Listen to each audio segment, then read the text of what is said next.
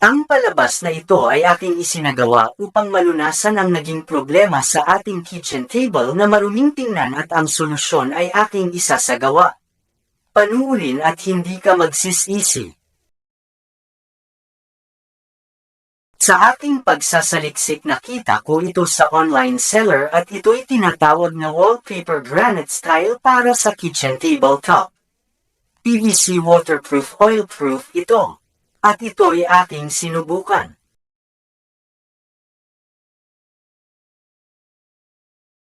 Gumamit ako ng cutter at gunting upang makatulong sa tamang sukat na aking ididikit o itatapal.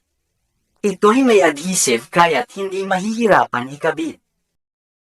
Malaking tulong ito sa atin lalo na't wala tayong sapat na budget upang gumamit ng tiles at services ng gagawa.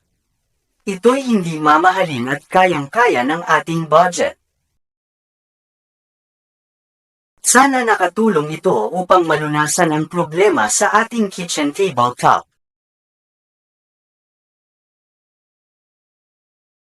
I make this video to learn and understanding the benefit of rambutan fruit.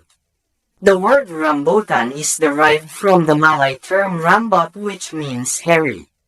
Growing off rambutan tree on the southern Luzon, and the scientific name Nephilium lapaceum. Rambutan may have the following properties. 1. Antioxidants. 2. Against microbial infections. 3. Reduce inflammatory. 4. Reduce blood glucose levels. 5. It may act against cancer. 6.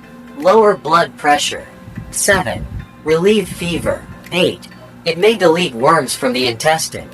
Rambutan health benefits. Helps weight loss, skin care, boosts energy, increase fertility, aids digestion, prevent heart diseases. I hope you can learn and understanding the rambutan benefits and properties. Sending stars helps me a lot. Once again, I'm Nonoy Rivera from Work Upload.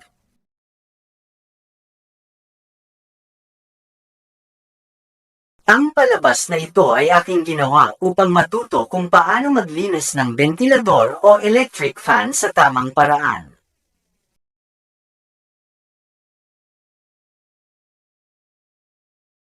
Dapat nating alalahanin kung binasa mo agad ng tubig ang cover at elisin ito ang mangyayari doble trabaho at matatagalan sa paglilinis.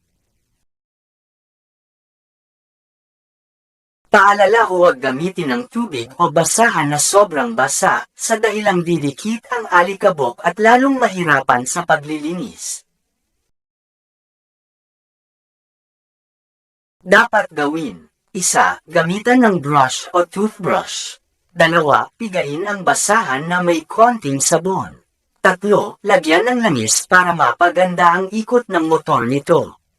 4. Ibalik sa wasto ang ating nilinis. 5. Punasan ng tuyong basahan. 6. Wow, malinis na!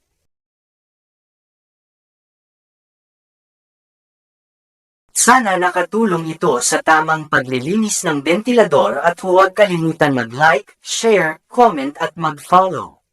Lagyan din ng stars upang makatulong. Ako po si Nonoy Rivera ng Work Upload.